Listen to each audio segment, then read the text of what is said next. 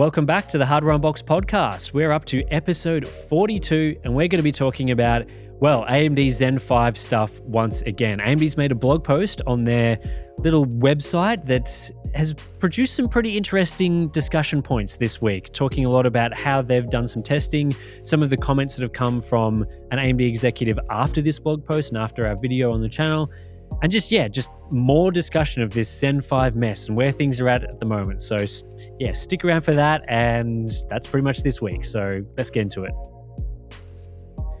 Steve, you've informed me before this podcast that you have got a lot to talk about this week, so I'm going to hand it straight over to you. What do you want to talk about?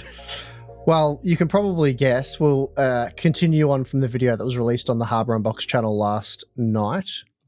yesterday, talking about AMD's community post, and I guess there's just a lot to talk about around that. There's a lot of additional information. There's so much information, I'm actually not quite sure where we should start.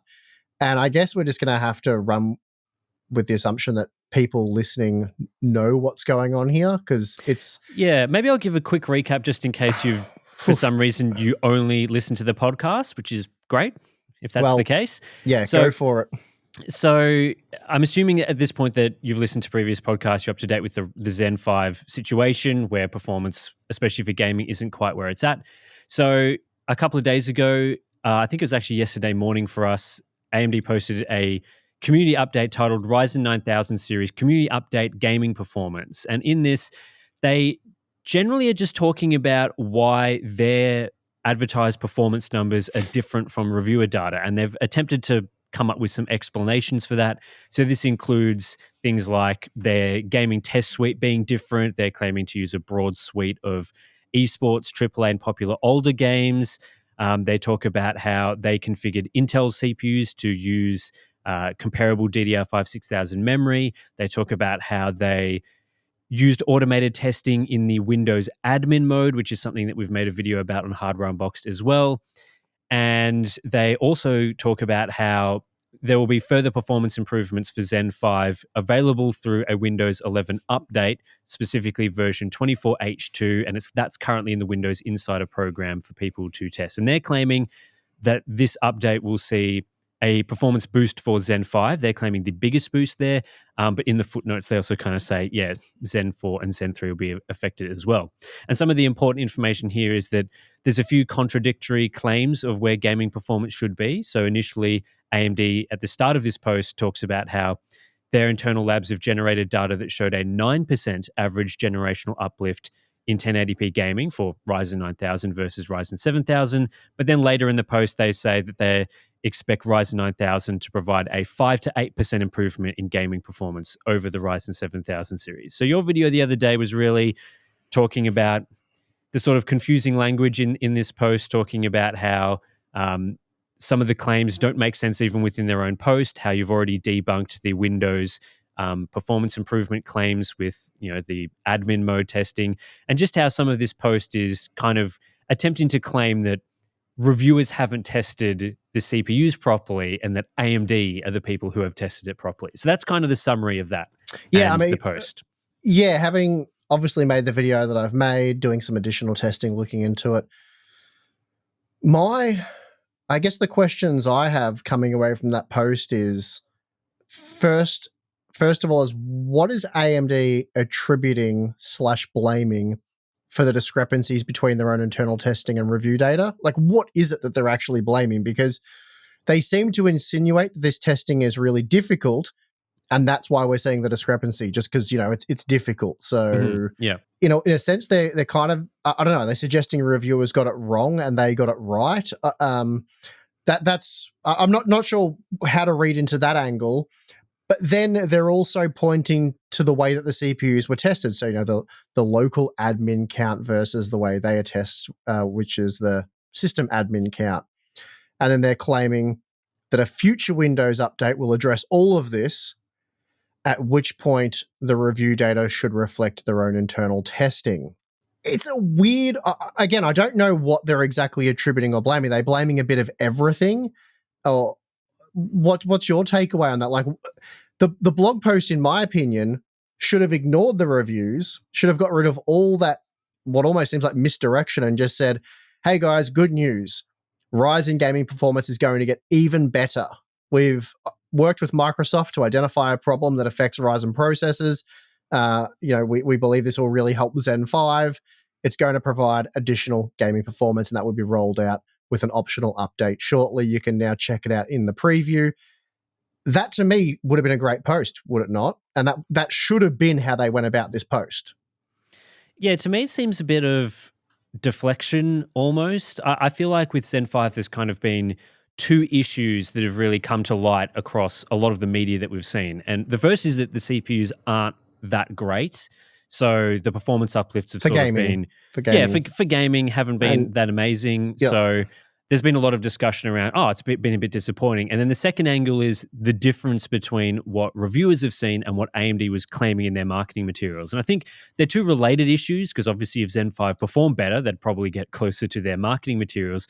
But those two issues are kind of linked together. And I feel like this blog post is kind of trying to mitigate both of those things at the same time. They're trying to say, yeah, the CPUs are actually a little better than what people have claimed in reviews. Like, you were saying it was 3% faster, another review outlet sort of in that range. Mm-hmm. But actually, these CPUs, they should be 9% faster, 5 to 8% faster. We're not quite sure, but somewhere around there. There'll be some sort of performance gain. So, and then secondly, I guess, the reviews were kind of not accurate as well. So they're kind of trying to fight both of those battles at the same time and trying to, I feel at least a little bit, deflect from the fact that the CPUs are disappointing and that the performance isn't where they've claimed. And potentially after they've tested it further, the CPUs aren't also where they've sort of claimed. So, talking about it being a 9% gain, then later saying we've tested it and it's a 5 to 8% gain. I don't know. Is that sort of... Yeah. It's pretty wild stuff, really. It's very bold of AMD, because do they not understand sort of the peer review process? Essentially what AMD is saying is we've made these CPUs, we've made a review guide, and we've sent it to countless tech media outlets around the world who have largely found disappointing gaming performance, but they're all wrong. So they've, as far as we can tell, they've all followed our guidance, but they've all got results that are lower than ours, so they're all a bit off. And we're here to set the record straight. Like, if you send out samples with the appropriate drivers, instructions on how to test them, and, competent media throughout the world do the testing that they do for a living, and you get Gamers Nexus, Harbor Unbox, Tech Power Up, and the list just goes on and on and on and on, and they're all finding pretty underwhelming game performance, then I think that is the accurate, like, that's what people are going to find, right? If you buy these CPUs now and test them, that's what you're going to find. And I don't even know where to begin with how much of a mess AMD is. Like, they've taken a disappointing, underwhelming situation, they screwed it up prior to us even learning that with all the marketing, but they've since just continued to dig this hole and make the situation worse and worse and worse, because now they're making claims that I know aren't true. So, first of all, just want to say, if it turns out that there's an update for Zen 5 that makes the gaming performance much, much better, so not 5 to 8% better, like double-digit better, that's fantastic. We'd be very on board with that, very excited for that, and would love that to happen, because it means, Zen 5 ends up being a lot better than it is, and maybe we can recommend it and start doing builds with it and all that sort of stuff. So if that happens, that's great. But so far, we're not expecting that to happen based on the claims made by AMD. And initially they were doing this, and they're still doing this, is that they were suggesting that there will be a Windows update that increases the margins over Zen 4 for Zen 5. They're talking about this branch prediction code that'll be available in Windows 11 version 24H2. It's currently in a preview through the Windows Insider program, and yes, of course, I am testing that right now. So I can talk pretty confidently on this subject. I know exactly what the numbers are and what's changed here, And there'll be no surprises for those of you who have already seen our local admin account versus system admin account testing. As I said, Tim, I'm not 100% sure how to start tackling this, but quite interestingly, a few hours after our video went live, David McAfee from AMD jumped on a live stream with PC World on the Full Nerd podcast. I'm not sure if you're aware of that.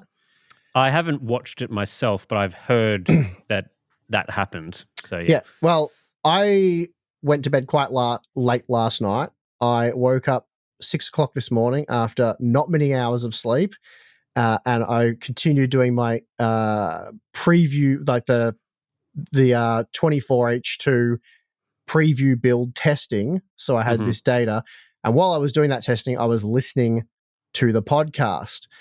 I'll read verbatim a section from David where he talks about this. It's a bit, but stick with me, and because I just want to give this information to you. So this is what he said. With the press, what really came to light was we just weren't getting the benefit of that branch prediction engine.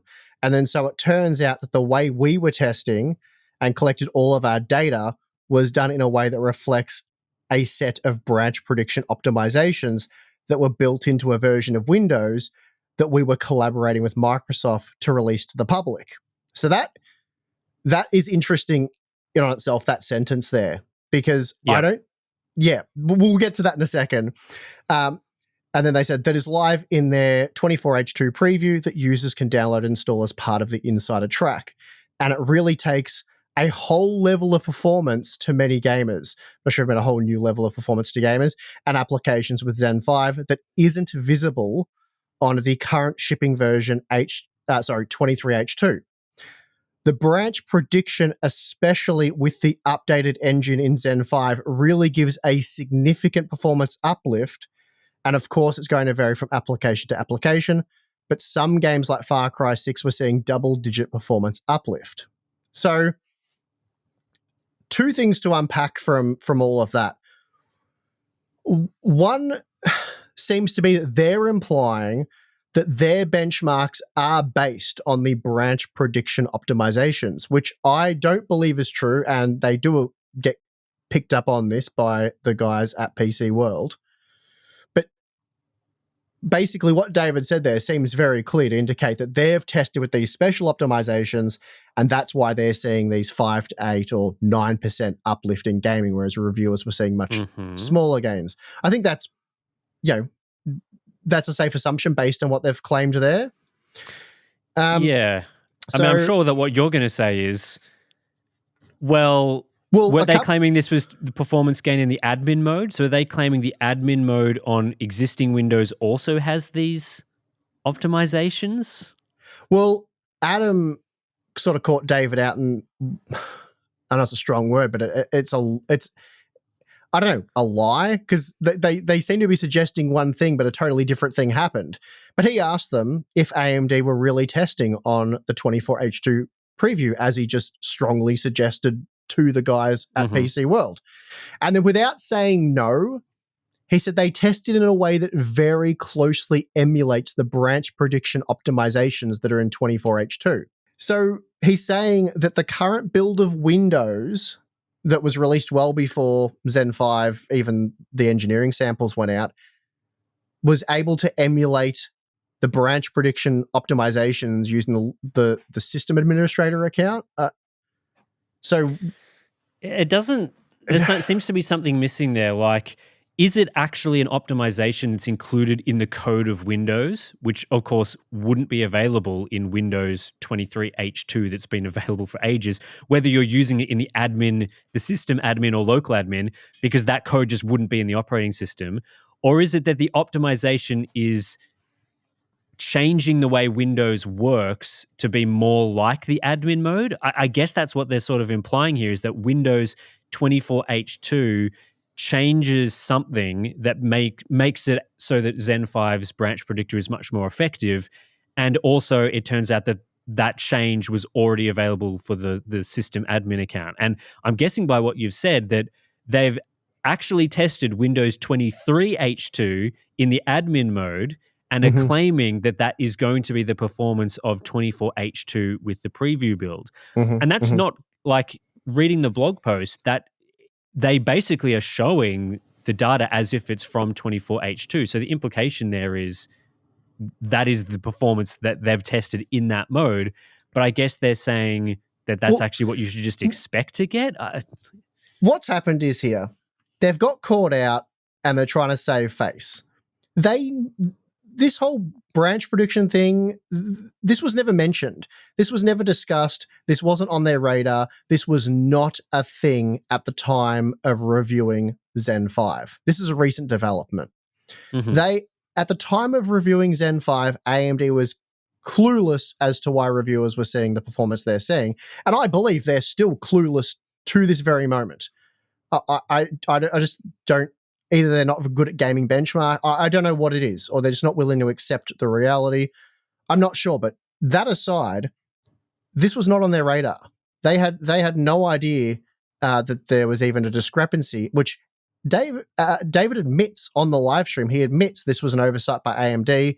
They've always tested using the system administrator account because that's what their automated software requires. And previously, they claim with previous generations, there wasn't a performance difference, which isn't true because Zen 3 sees the same thing. So it's been a thing for quite a while now, many, many, many years.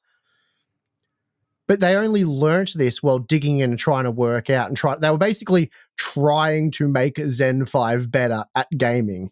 And they stumbled upon this. And then that led them to get in contact with Microsoft and make some changes, which they're now calling their, Zen 5 branch prediction optimizations, which I think is probably a load of crap, especially based on the testing I've done. But they've run with that narrative. And really what AMD is doing here, they're trying to sow doubt in the mind of the reviewers and everyone that Zen 5 is what everyone expected. It is better than Zen 4 by a larger margin. And they're using this narrative of this branch prediction optimization that boosts Zen 5. And Adam, his first question was, after David said all this, he's like, but this also affects Zen 4 and Zen 3, right? And the AMD representative's response was, yeah, that's right.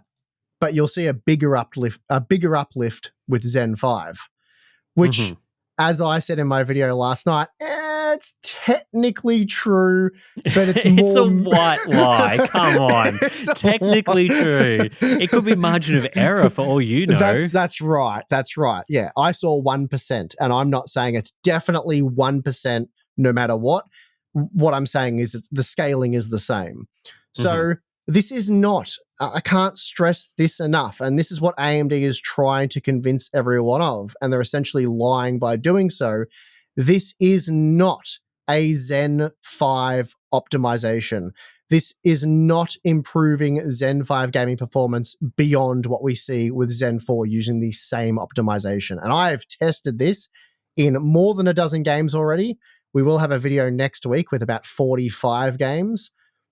But so far what I'm saying, there is nothing to suggest that this is a Zen 5 optimization like AMD is claiming at this point. They were they were implying it originally to me. And this is the frustrating thing. AMD came to me over a week ago with this information, probably 2 weeks ago now, and said, hey, we think we found the problem.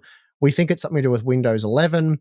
Can you try this administrator account? We think it improves Zen 5's gaming performance. And they were confident they'd found the issue.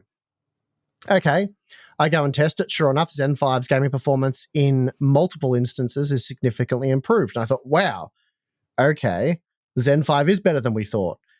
But hold up 1 second, let's go test Zen 4. Oh, same performance uplifts. Nothing's changed from the reviews. The overall performance is better, which is great, but relative to Zen 4, nothing has changed. So I then contacted AMD within 24 hours of them asking me to do all of this testing for them, and I provided them with my data, and I said, guys, you're onto something here. Unfortunately, this doesn't help Zen 5. This is not a Zen 5 specific issue. I'm seeing the same or very similar performance gains for Zen 4. Therefore, I think at minimum, or at most rather, this is a Ryzen related bug. I have since done some testing with Intel, The gains for the limited amount of games that I have tested, like Cyberpunk, are more like 4% rather than 10% that we're seeing with AMD. So in the range of half the uplift. So again, don't run with that. I haven't done enough extensive testing to really, let you guys know exactly what's going on there. But it looks like you will see a performance boost on Intel, at least using the system administrator account. Now, whether this applies to this new preview build, I haven't tested any Intel CPUs there yet because I basically didn't sleep last night testing Zen 4 against Zen 5, and I was, as I said, at it again very early this morning. But yeah, that's the narrative they're trying to set here, is that, oh, no, you guys have got it wrong. Zen 5, we didn't get it wrong. Our marketing material is accurate, and it's an optimization thing, which we will be rolling out, and that'll solve it. I mean, the obvious flaw with that path is that they made the marketing materials before knowing about this. So that can't have been related to that. Yep. Also, the marketing materials would have been tested on not Windows 24 H2. Mm-hmm. So if they're trying to claim it was part of Windows 24 H2 or something, that update wasn't available when they marketed Zen 5 to begin with. So that those just aren't. And then it makes add no to that sense. quickly, though, before we continue, they will say, but we use the system administrator account, which mimics the optimizations. Mm-hmm. But we've since done that testing, and others have done that testing, and Zen 5 scales the same as Zen 4. So that still doesn't doesn't resolve the issue. But also, it's clear they didn't know that was an issue at the time they made the marketing materials, because they would have told you that the admin account is the optimal way to test Zen 5 if that was the case. So, and that's just ignoring the fact that they've since admitted that they nerfed Intel configurations to make Zen 5 look better as well. So at the time that they produced the contentious marketing materials, this was not a thing. This whole, you can get a performance boost running Zen 5 in this specific configuration, not a thing. What I'm seeing from their testing and the way that you've tested, the thing that I haven't seen from AMD, right, is getting your test suite or the test suite of Tech Power Up or Gamers Nexus or one of those independent reviewers, testing those exact games and concluding that their performance testing was different. So if they're trying to claim it's 9% or 5 to 8% better, and they're trying to say, well, reviewers have just tested it wrong, there's some issue with their configuration or way that they've tested, go and test the same games. Bare minimum, right? You're trying to validate someone else's work. You don't go and say, oh, well, you tested those 12 games, but we've tested 30 different games, and our testing is showing a different result to your testing.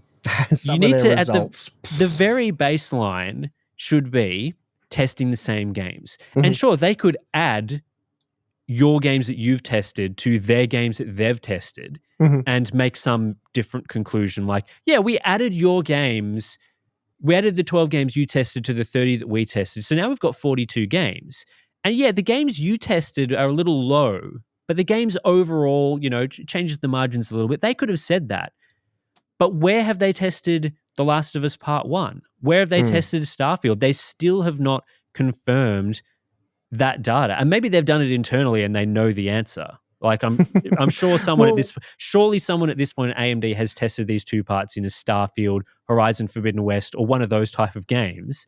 But like, you can't be saying reviewers have got this wrong, the testing is a little off, they're not really reflecting. It's very complex to test PC game. All well and good to say that, but maybe try confirm what reviewers have said is accurate or not first. Like, I feel like the suite of games that have been tested across most reviewers is as broad, if not broader, than AMD's claims of having tested esports, AAA, and popular older games, which I think that's a dubious claim to be. Like, I do not agree with that claim. They made some comments about that, which I can add to what you're saying. Just quickly, though, I don't know if I mentioned it already, but the AMD review guide does state that they used Windows 11 Pro 23 H2. So they used the exact same build of Windows that we use for testing. It was the difference in the administrator mode. So just to clear that part up. okay, we'll talk about this then. So the guys at PC World asked AMD. They said, "Oh, there's been some criticism about the games list that you tested with. Could you have any comments on that? Care to elaborate why you chose the games you chose?" And so they said, this isn't verbatim, but this is I'll loosely quote them. They said, when talking about how AMD picks games for CPU testing, they claimed that they used older games that are more CPU centric, so less GPU bound. So these older games allow you to better compare the gaming performance of CPUs, which Okay, this is the same argument that's used for 720p testing. Very essentially, similar threads. essentially the same argument. So by testing older games that are typically very heavily primary thread dependent, probably don't use a whole lot of threads, and don't represent modern gaming and games that will heavily utilize multiple CPU cores, I don't know how that is a better way and a more CPU centric way of measuring gaming performance.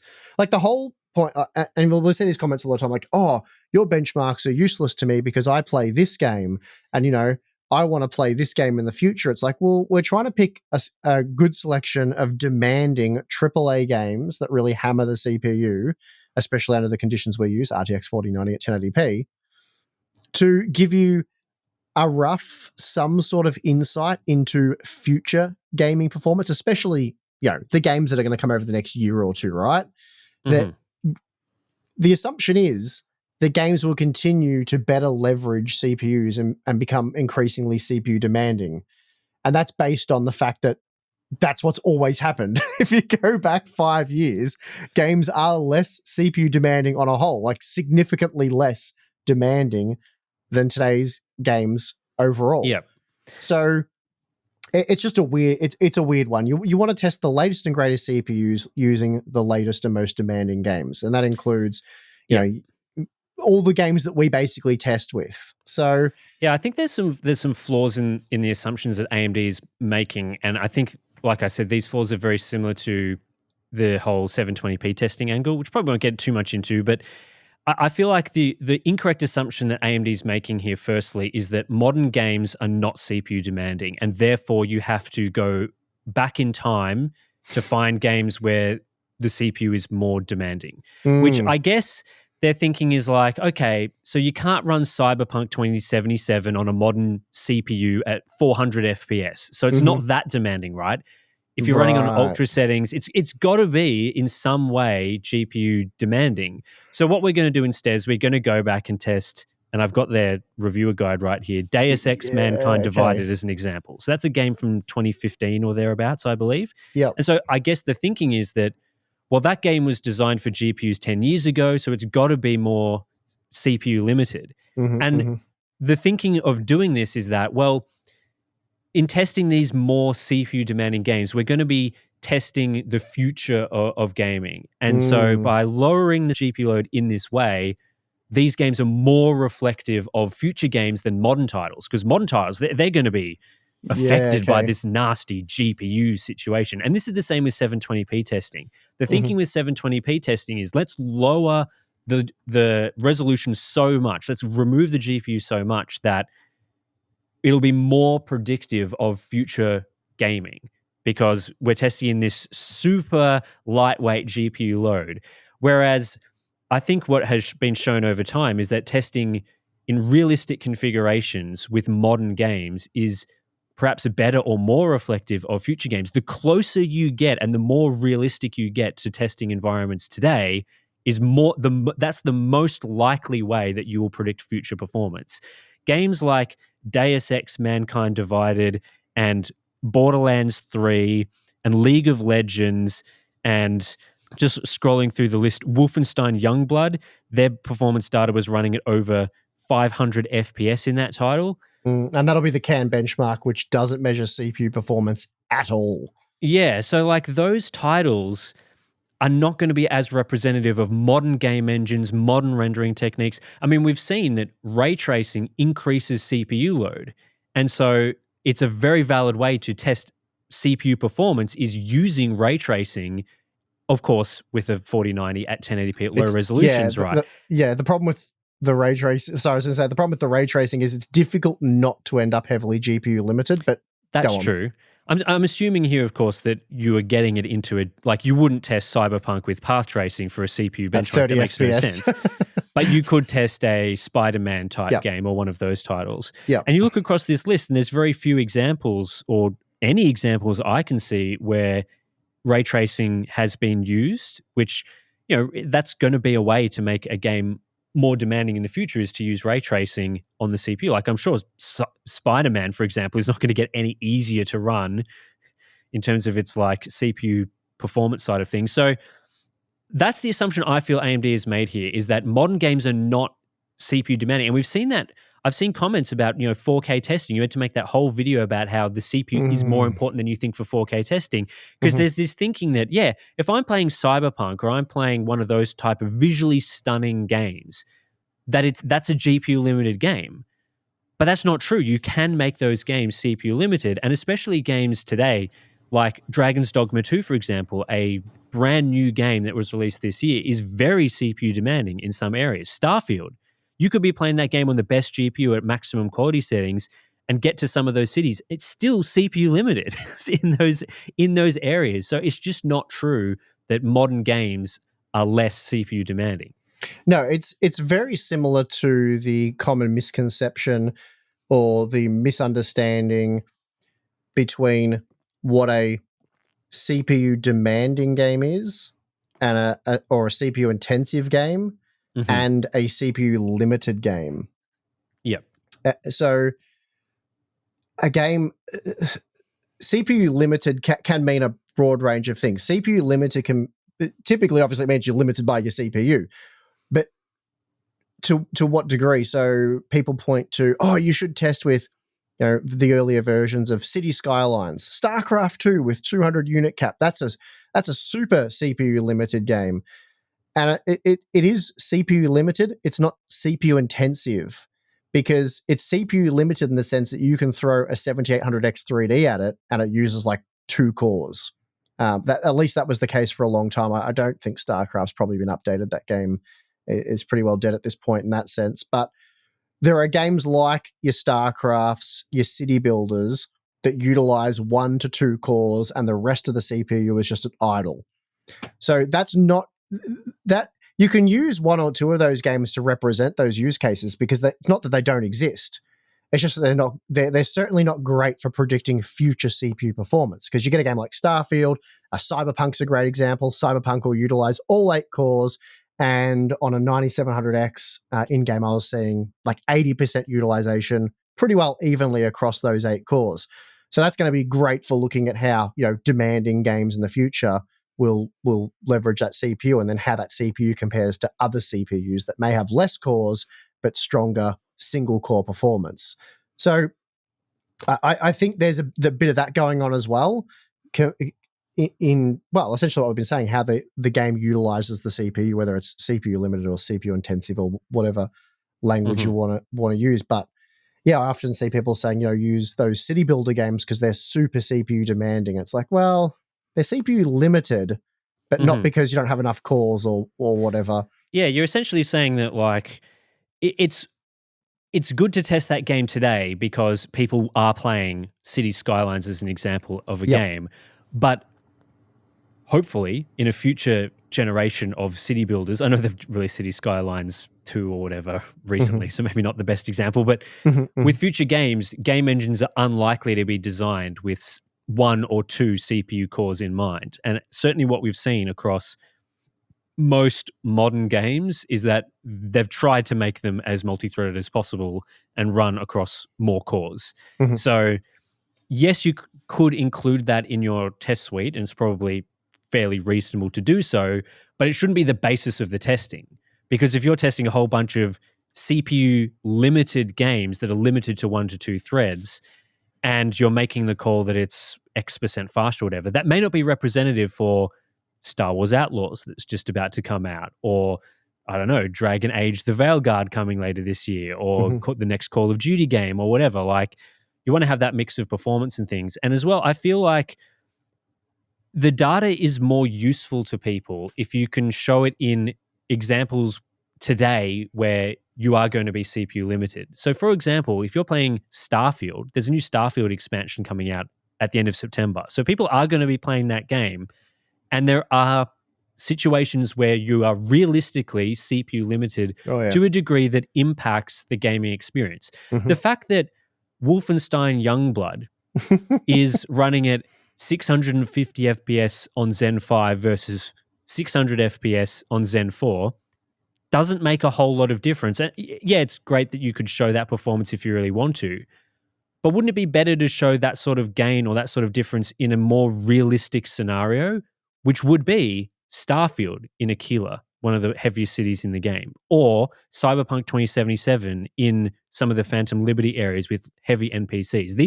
These are gaming scenarios where it's not some theoretical throughput test where you're running at hundreds of FPS that's irrelevant for the game. We're talking about real CPU limits in conditions that people may face in games, especially when using upscaling, where you're rendering the game at lower resolutions, where 1080p gaming is more of a thing thanks to upscaling. So, and it's not like there's not examples of this either. It's not like there's only a couple of modern games where you can make them CPU limited. There are many examples. There are many, many examples. And there are some games that even you didn't test in the review that I would class as modern CPU demanding games. So you don't have to necessarily go back and go to the well of a Deus Ex Mankind Divided, or I know people play GTA 5. It's quite an old game now.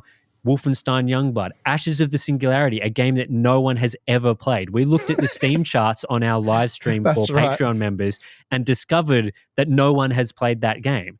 I think we looked at Don't car say mechanics. no one, because someone will be like, look, because the stats not no one. Next to no one. A few thousand. Next to no one. Car Mechanic Simulator was a much more popular game, which was funny. But no, you're right. So this all points back to the 4K benchmarking that I did that you've already noted, where I stressed to gamers and people watching that content that so the resolution, all that stuff is somewhat irrelevant. What is important is your target frame rate.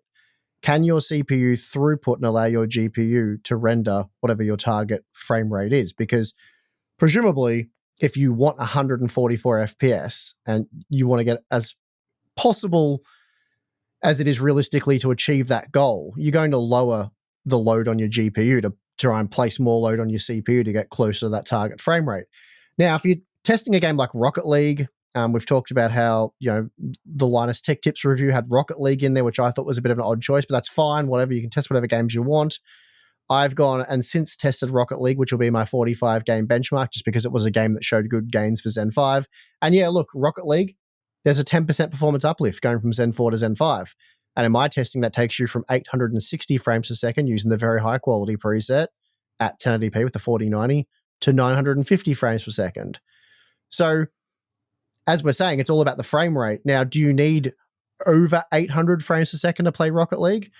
Based on the research I've done, most people just aim for like 144 hertz, refresh type. So basically, I think it's safe to say if you can drive 200 FPS in Rocket League, you are good to go. So whether you can go from 860 to 950 is probably going to be irrelevant. Now, look, you might get a 500 hertz monitor and want that awesome smoothness for Rocket League. Sure, go for it. You're still getting that with pretty much any modern processor. In fact, I'd say any modern processor, you're going to be able to push around 500 FPS. So not a great game for testing CPU performance. Once you start getting up to those kind of frame rates, near 1,000 FPS, I think you can say the game's becoming irrelevant for testing modern CPUs, the latest and greatest stuff. And just before I forget, so I guess rounding out this conversation almost on AMD's end, David did say that they will be shifting to newer games for... actually, no, an interesting thing first. They said that because the guys asked them, why aren't they testing the newer games that a lot of the reviewers are testing who also happen to get different data? So, why aren't you testing Baldur's Gate 3 and Starfield, stuff you and I have already just talked about?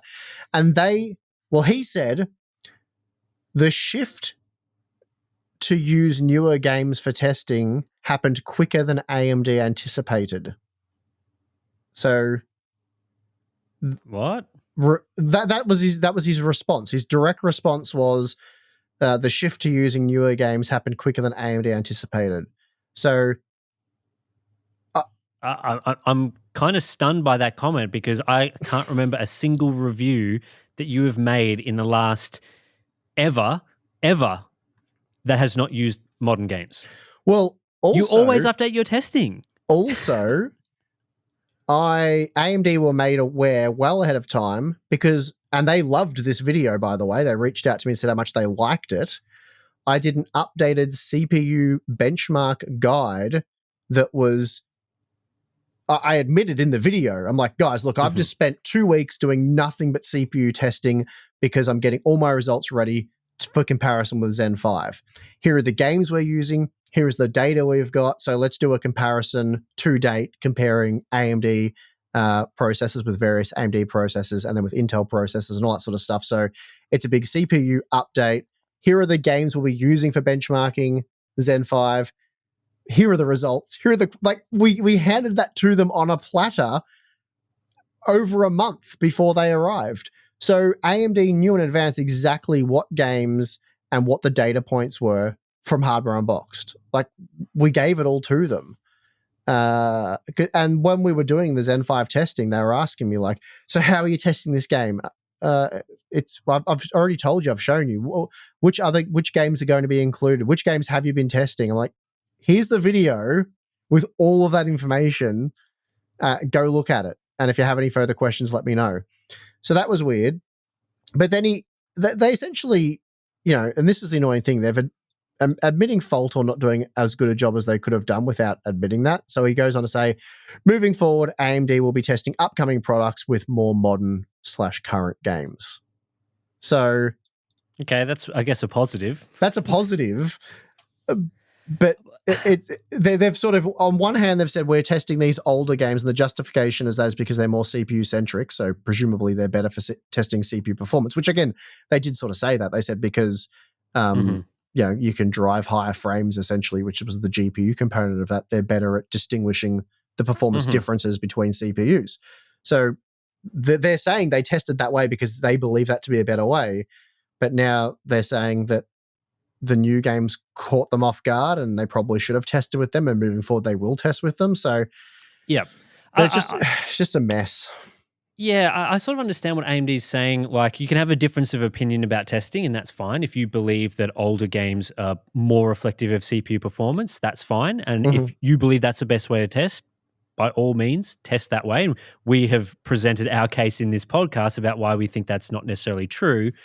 But there's testing the way that you think a processor should be tested internally at a company, and there's mock reviewing. And I feel like AMD should not be caught off guard by what reviews are saying because they should have a better mock review process. So that would include, even if they disagree that testing Starfield, Baldur's Gate, Horizon Forbidden West is a good way to test, they should still be testing those games just to have the information at hand as to, okay, so what is Hardware Unboxed or a tech power-up likely to say about our processors based on the way that they test. And we think internally that they should be testing all these old games, but we're still going to assess how they test so that when the data comes in and their opinions come in, we're not taken aback and need to do all this last-minute rush testing to figure out what's gone wrong.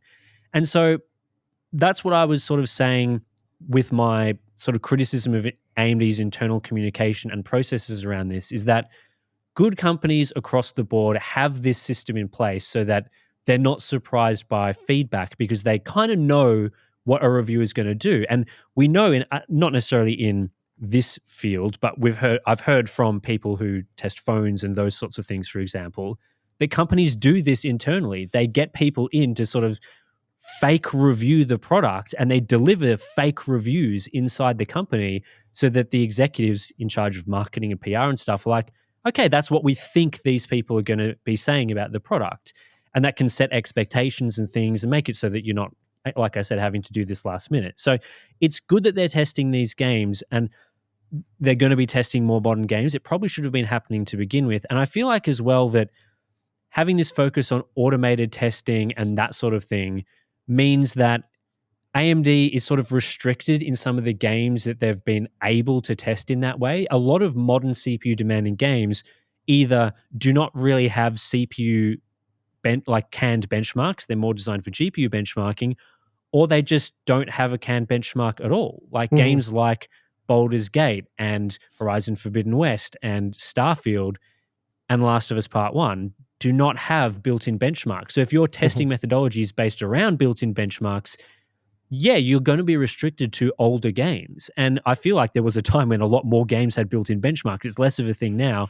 So that's only going to make it more difficult, and you are going to be more caught off guard by this shift to newer game testing. So Yeah, those are look, my I think thoughts. I think you should have a range of games, and yeah, that's why we still included Hitman 3. It's a much older game, but it is known to be, an NPC heavy game, making it quite CPU intensive. So we included that game. Watch Dogs Legion, another quite CPU demanding game, and the built-in benchmark in that game is actually quite good. So I think having some older games, some newer games, a competitive type game test with competitive type settings like we do with Counter-Strike 2 using the medium quality settings. That's a well-rounded, well-balanced way of testing. And we know this because we're one of the media outlets that spends a ridiculous amount of time doing 40, 50 game benchmarks on a regular basis. So we know how to make a benchmark suite that is representative of gaming at large. I think we do a good job of that. And that's something that AMD hasn't done a good job of, because if you look at some of their benchmarks where they're claiming stuff like the 9700X based on their slide, you would have to assume that it's going to be about 13% faster than a 14700K. Now, AMD could say, look, we only selected 6 games there. And yeah, we did cherry pick them. It's the best case scenario, but Mm-hmm. that's misrepresenting the product then. The idea of whether you're picking 3 games, 6 games, 12 games, 20 games, or 40 games, whatever games you're selecting should represent the overall uplift. So if you've got 3 games, you can have 2 outliers, one positive, one negative, and one right in the middle, and that should give you the same average or geo mean that you'll get from 20 games. And that's why when we do this sort of testing, we often test 40 games and then go, okay, so of those 40 games, what are the games we'd like to include? We want Starfield in there. We want Forbidden West. We want this. We want that. We add all those games. It's about a dozen games, which is reasonable for testing a huge amount of CPUs. Now, do those games represent what you should see across a wide spread of games? And if not, do we have to, because we've got ACC in there, which turned out to be a huge outlier, but it doesn't blow the results out. So there's all of that. I I keep coming back to this though, right? The AMD review guide shows a 5% uplift for the 9700X over the 7700X. So I'm like, you've tested this different way to everyone else that no one else tests. Okay, sure, fine. But you're still showing a 5% uplift on average. You're not showing a 10% or a 15% or a 20% uplift and being perplexed as to why everyone else is showing a 2 to 5% uplift. You're showing a 5% uplift. So it's not like we're sitting here saying, they've tested with these older games, and is that the reason why the results are different? No, it's not the reason why. You can go test Shadow of the Tomb Raider and Deus Ex Mankind Divided and Rocket League and all these games, test 20 old games, you'll still find roughly the same margin you find with the newer games anyway. It just happens to be that Zen 5 isn't that much faster than Zen 4 for gaming. And again, AMD's review guide testing these older games showed what? Out of the 20 games, they showed around half a dozen examples where the 7700X was faster, as in the 9700X Zen 5 was slower. So they're showing what the reviews have shown. They're finding similar data. Some of their data, admittedly, was horrendous, like so wrong it wasn't funny. So that's also bad. Could you imagine us criticizing AMD's review data if they'd showed the expected gains and then we were like, oh, Zen 5 is 120% faster in this game, but then 40% slower in this game, but then 3-ish% in the rest of the games? Like, if you're going to report 100 and something percent performance uplift, probably want to run that test more than once. Was DLSS enabled or something? Like, Yeah. when I got the 18% uplift in ACC, which was a massive outlier in my testing, without exaggeration, I would have retested that 8 times. So I tested it 3 times on the spot, checked all of the settings. I then changed the CPU back to the 7700X, checked all the settings, reran, got the same numbers, okay? Put the 9700X back in, reran the testing another 3 times. So you're up to 6 runs there, still getting the same results. Okay, that's what's going on there. That's much bigger than expected. Maybe the increased L1 cache capacity can explain that, likely so. I then fresh installed Windows and did that procedure all over again to confirm that one outlier, because getting these results accurate it's our reputation, right? It's why the channel's grown. It's why we've had the success we've had, is that we want to make sure that we're getting this stuff right, which is why I got frustrated with AMD and spent so much time, so much wasted time trying to verify our results. While AMD it was like the press talk stuff, like, it was all wishy-washy and vague. It's like, guys, just tell me. And if they had have just come out and said, oh yeah, look, our internal testing, which we ended up seeing a week after the reviews went live, shows the 9700X to be 5% faster on average than the 7700X, I would have gone, done. All right, sweet. Moving on. I wouldn't have wasted all of my time trying to work out why I was only seeing 3% on average. If they're saying 5%, I'm saying 3%, you call it a day. Different set of games, a different way of going about the testing, which we've now discovered. It's a very different way of going about the testing. And I know, look, I use AMD's benchmarks as a very, very rough guide, because they're testing games like Shadow of the Tomb Raider with the built-in benchmark. They're testing all of these, all these older games with the built-in benchmark. And I've since tested the 7700X versus the 9700X using the built-in benchmark. And the 9700X is slightly faster using the built-in benchmark, highly repeatable. Testing the village section in-game, slightly slower, highly repeatable. So, as I said, it's not making a huge difference, but if you go from being slightly faster with built-in benchmarks to slightly slower in-game in some instances, that gets you from your 5% down to your 3%. But this whole situation is just absolutely absurd from start to finish, and how AMD have continued to just dig the hole deeper. And now they're heavily implying that they have tested with Windows 24H2. They're not implying, they're flat out saying that these are Zen 5 branch prediction optimizations that boost performance for Zen 5 in Windows. And yeah, look, sure, you'll see some gains with Zen 3 and Zen 4, but this is a Zen 5 optimized update, which is a load of BS. And I can confidently say that now that I've tested it. So unless there's something wrong with my CPU or my motherboard's firmware, which AMD has insisted that is not the situation. I went to AMD and said, look, maybe my CPU is defective. Maybe there's something going on here. Could we swap the CPU out? And they're like, no. The Cinebench scores are correct. All the data you're seeing is correct. And look, we're not saying your gaming data is wrong. It is ballpark what we're expecting to see. It's just, a little bit lower. So, you know what's even more absurd, right? Let's say for a moment that AMD's, what they've said in this recent blog post, the data is accurate, that the CPU is really 9% faster than Ryzen 7000 for gaming, and it delivers about a 10% improvement in productivity performance. Mm-hmm.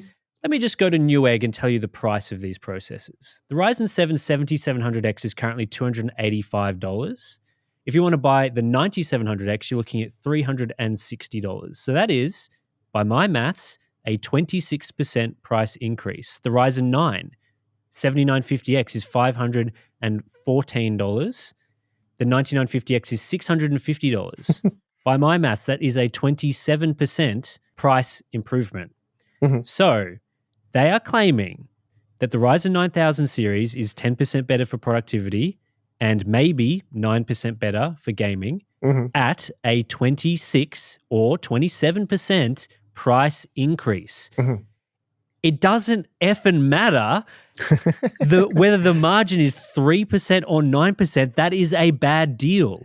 Yeah, look. That's a bad processor. Yeah, you're right. I mean, in their defense on that one, new CPUs, this is par for the course, right? We're not seeing anything unusual here. It was always going to be bad value relative to Zen 4. Well, I mean, if it was probably providing the usual 20% gaming uplift that we've seen for previous generations, less so. So you are right in that sense. But if it was a solid 10% faster on average, which I would say is the bare minimum you want to make some noise about this product. Like, oh, okay, yeah, that's good, that's worth getting. That's exciting in the sense that when the pricing inevitably filters down, you are getting a 10% uplift on average. So, that's nothing to sneeze at. After 2 years, it's not the world's most exciting performance uplift, but it's double digits, barely, but it's double digits. So, and that's an average as well. So you're clearly going to see some gains better and worse than that. But it was always going to be a situation where early adopters were paying a fairly hefty premium to get their hands on these CPUs. And then eventually the hope is, which we see time and time again, the price filters down, Zen 4 gets phased out, Zen 5 takes over at a similar price point. So that would have been fine. I get what you're saying, and it's accurate for buying advice in the here and now, which is essentially what reviews are. It's been accurate for the last 6 months at least. Yeah. The Ryzen 7 700X, you could buy that in February of this year for $300. Yeah, that's another good point. It's not like this is a fire sale that happened. Like, we see, what was it? The RTX 2080 dropped insanely. The 2080 Ti and probably the 2080 dropped in it hugely in price, which was funny at the time because of how things went with cryptocurrency mining. But basically, when we see a new GPU generation, particularly with NVIDIA, because they don't really do price cuts that heavily, generally speaking. Of course, they do execute price cuts from time to time. But a part like the 2080 Ti was, I think, selling above MSRP leading right up to the release of the GeForce 30 series. And then the price just fell through the floor 2 weeks out. So we're not seeing that here. The pricing fell through the floor a long time ago. And that's been our point in the reviews. It's like, if you wanted 9700X like gaming performance, you should have just got it for the price that you can currently buy it for. You could have got it more than a year ago. And we always stress there is a huge value component added to the time that you get to use the product for. And adding an additional 12 months or more onto the lifetime of that product is massive for value. So if you buy a 9700X now at the current price, you're getting a small performance bump and you're essentially losing 12 months of time that you could have been enjoying that level of performance. So there's all that to consider as well. Do you want me to... There's a final point here we can discuss, Tim. Sure, go for it. Or at the very least, note. David McAfee from AMD said, and I think this is a crucial one. I don't know if this is going to come back to bite them hard or not. I don't know yet. But David says the gaming gains seen with Windows 11 24H2 do not apply to Intel. And he wanted to be very clear on that, because he said, I want to be very clear on this. With 24H2, Intel users will see no performance gains. So he's saying this is a Ryzen issue. This is a Ryzen optimization, a Ryzen-specific optimization that does not benefit Intel users. Maybe he's right. All I can tell you is, using the system administrator account in Windows 11, we do see a performance uplift for Intel. It's not as big, as I said, as what we see with Ryzen, at least on the 2 games that I've managed to test so far. But I can confirm, and others have confirmed, that when using the system administrator account in Windows 11, your gaming performance will improve with Intel CPUs. So what this preview build does, that is a testing I will get to in the next week or so.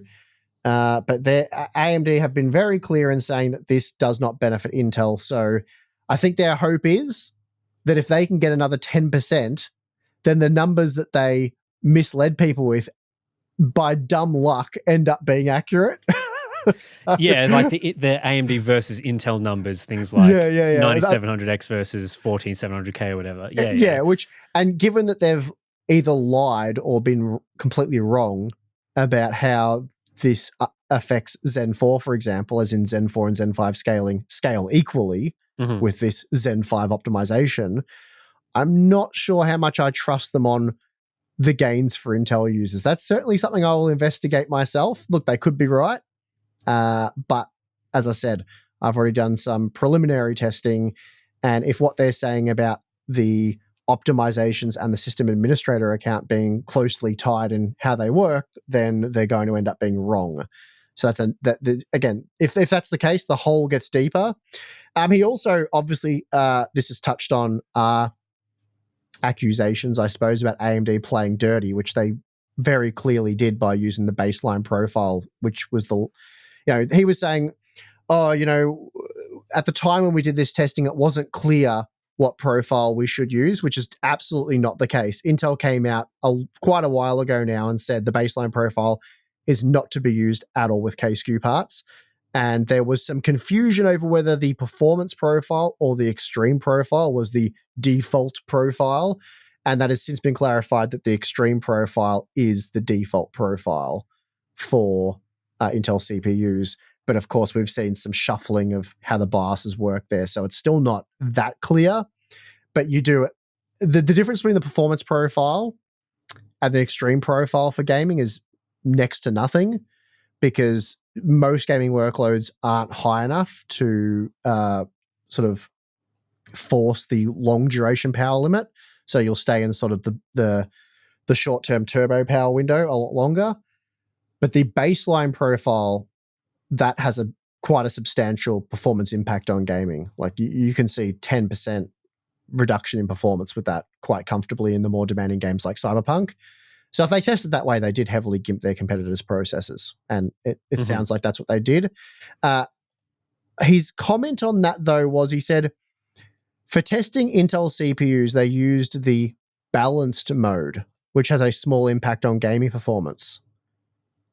Is he talking about like Windows power profiles or something? I guess so. That's maybe. what he said. That's what he said. They used the balance mode. I think he meant the baseline mode. But yeah, the baseline mode can have quite a substantial impact on gaming performance. I wouldn't say a small one. I'm not even sure if I would say small overall. I'd have to dig in and look at those numbers. But at the end of the day, they should have never tested that way. We were never heading in the direction of testing Intel CPUs that way, were we? The K-SKU parts. Don't think so. Not baseline, no. We never thought the baseline was going to be a thing, because that's absurd. Like, Intel would have to instantly refund every single person. And in my opinion, the whole people are like, well, the Intel CPUs suck and they crash and you shouldn't recommend them or even talk about them. And while I don't want to go down that rabbit hole, because, there's obviously been microcode updates and we don't know what that does for stability, and that's a whole separate issue. For me, Intel is completely irrelevant in this conversation. It's really about Zen 4 versus Zen 5, right? Because we were only recommending the Zen 4 processors previously. So for me, the importance is the Zen 5 versus Zen 4 performance gains. However, it becomes relevant when AMD start to play dirty and nerf the crap out of their competitions. Could you imagine? And in fact, you don't have to imagine, Tim. I'll tell you a story about a company called Principled Technologies. Yeah, this company, they did some third-party, which were really first-party benchmarks for Intel, and I believe they nerfed the AMD CPUs by running them in game mode for productivity testing, which essentially halved the core count. And they did a couple of other dubious things that nerfed the performance of AMD's CPUs that were becoming increasingly competitive and putting the heat on Intel. And I vaguely remember there being some blowback. Just a little bit. When Intel's marketing did a similar thing and nerfed their competitors' performance, I think people were upset. I think there was a lot of backlash. So it'd be weird if there was double standards on this. That'd be weird. Yeah, that would be, wouldn't it? That'd be really weird. Yeah. No, we'll just sweep that under the rug. I'm sure they weren't doing baseline testing. It was probably... I'm sure it was all above board. AMD wouldn't do that. They wouldn't do it, Tim. I'm sure that in their blog post, when they first talk about how their processors were faster than Intel based on the way they tested, and then they later said that they tested using optimal settings, and actually that meant that the performance regressed to parity with Intel. I'm sure that they didn't the original configuration wasn't a Nah, nerf. That it was just you're reading into that wrong. yeah. You've got the wrong idea. That was the best way to test, and that the optimal settings are actually how no one should use those parts. Definitely not a principled technologies moment there from AMD. Absolutely not. I'm shocked and insulted that you would even suggest such a thing, Tim. All right, let's take a break. We'll come back. We'll talk about some boring life stuff.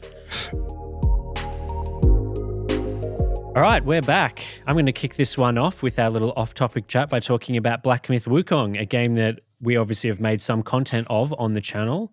We've got our performance testing and optimization guide at the moment. Both myself and Balin, our video editor, have been playing this game and quite enjoying it. So last week I couldn't really talk about, I think the reviews went live like just after our podcast went up. But anyway, I've been playing the game and enjoying it. I think it's a fun game that people should consider playing. It's a very interesting game in that a lot of people thought it would be like a Souls-like game, which is a genre of games I haven't really played too much of, but then people have gotten their hands on playing it. It's more of an action style game. So if you haven't played or watched any of what Black Myth Wukong is actually like, basically it's not like an open world game or anything. There are some larger sections, but it's a fairly linear action adventure sort of game, or just action game in general. You go through segments of the world with the nice visuals and everything, where you fight some sort of more minor enemies, very easy to sort of just smash out the way. And the real focus of the game is just going from one boss to the next boss. So each chapter of the game will have, I don't know, half a dozen to a dozen bosses in them, culminating in like the biggest boss of the level sort of thing. And yeah, you're just basically going through and fighting these bosses, which are all very interesting and unique and give you, upgraded powers when you defeat them. And I've been really enjoying it. I think the combat is a lot of fun. I wouldn't say it's a hard game, but it's not an easy game either, if you know what I mean. Like, it will take you multiple attempts on most bosses, generally speaking, to sort of figure out what each of the bosses do and the sort of skills and ways to approach the boss each time. So yeah, as I've been going through, I'm up to chapter 3 at the moment in the game, which is, very different sort of design to the jungle/forest that you see earlier. There's obviously different sort of biomes in the game as well as you move through each chapter. And I've gained more powers that do nice, cool, interesting things. Each of the bosses continues to be very interesting and unique and fun to play. And yeah, Balin was telling me as well that he's been really enjoying playing. I think he's up to a similar position as well. So yeah, I recommend this game. I would as well. I've seen some people sort of saying at the start of the game, the first couple of hours, it's kind of like, not too sure what this game's about, not too sure whether I should play it any further. I think by the time that you've played sort of to the end of chapter 1 into chapter 2, you'll sort of get a very good feel for what the game is like. And at that sort of point, I was very much into it. So yeah, I like the game. I think it's good. So I think the visual aspect of the game is certainly better at the start than in some of the later. There's like a deserty sort of area and a snowy sort of area. Those don't look quite as good as you'd see from the nice forested areas with all the shadows and stuff. But yeah, it's still a nice game visually. So good one to get on PC and really push your PC to the limits while still enjoying a fun game with good gameplay. So yeah, that's what I've been doing last week or so, playing and enjoying that game. What about you? What have you been up to? I'm glad you've been playing games and enjoying life, just living your best life over there, Tim. It's been good. I've been trying to take time off and failing miserably. So, yeah, sort of the story of my life there. And AMD just keep giving me more work. It would have been great if they didn't make that blog post, because yesterday I planned to do a little bit of gaming myself, put my feet up, relax, enjoy life, celebrate having gotten through all the reviews, and look forward to playing Star Wars in the upcoming week. But instead I was scrambling to dissect this blog, make a video about it, going back and forth with you on that. No. And then looking into AMD's claims, and which there'll be a huge video next week on that. And hopefully that will bury this whole thing once and for all, but that's wishful thinking, I imagine. There'll be something else. There always is. There'll be something else for sure. But once that's done, I'll definitely getting into Star Wars next week and doing a GPU test on that, and you'll be doing an optimization guide. Yep. But as far as boring life stuff goes, yeah, mine's been exceptionally boring. Just work. My life has been stay awake as long as I can working, go to sleep as quickly and for as short period as possible as I can, wake up and do it again. And that's what I'll be doing all day today and tomorrow. So yeah. Yeah, I remember last week, I think you were saying like, "Oh, I'm totally going to like take it easier." And I was thinking in the back of my head, I'm like, "There's no like knowing you, there's no way that's happening. You're not taking a week off, Well, especially if you're not physically leaving your studio space to go like you've been sent off to Taiwan or somewhere or to Queensland or somewhere nice, right? If you're not physically removed, there's no way you're not working." well, the weather's been bad, but I did take, I think it was Monday off in its entirety. So I was like, yep, this is awesome. Yeah, I did. I'm pretty sure it was Monday. Spent the whole day working outside with my wife. We had a great time, got a lot of stuff done. And I was like, yep, this is awesome. Tim's going to sort of take over a bit this week. We've got the Q&As on Wednesday, wasn't it? Yep. So, yeah, that's right. So Monday I took the day off. The weather was half decent.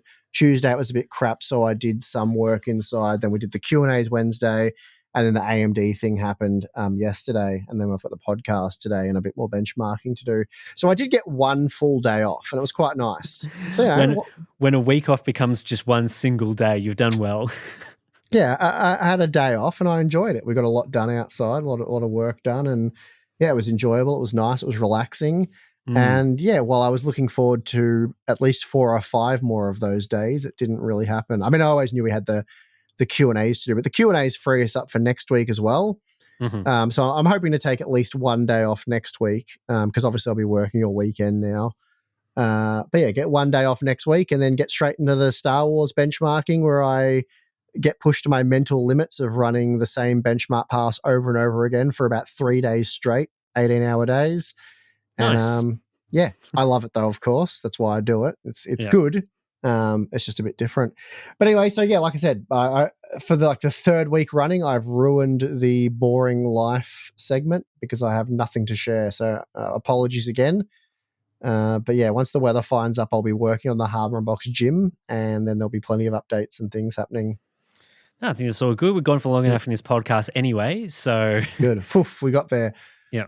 All right, good. So yeah, that'll do us for this week's episode. I think I've scheduled in next week for us to not do a podcast. So we'll take the week off, and then the week after that, once all of our Star Wars content is done and your big video and all that other stuff is out of the way, then we'll be back and chat about news and other things that are coming out. I did have some other topics planned for this week, like the RTX 4070 with GDDR6 instead of G6X, but we'll just skip that. Yeah, well, I'm trying to buy that.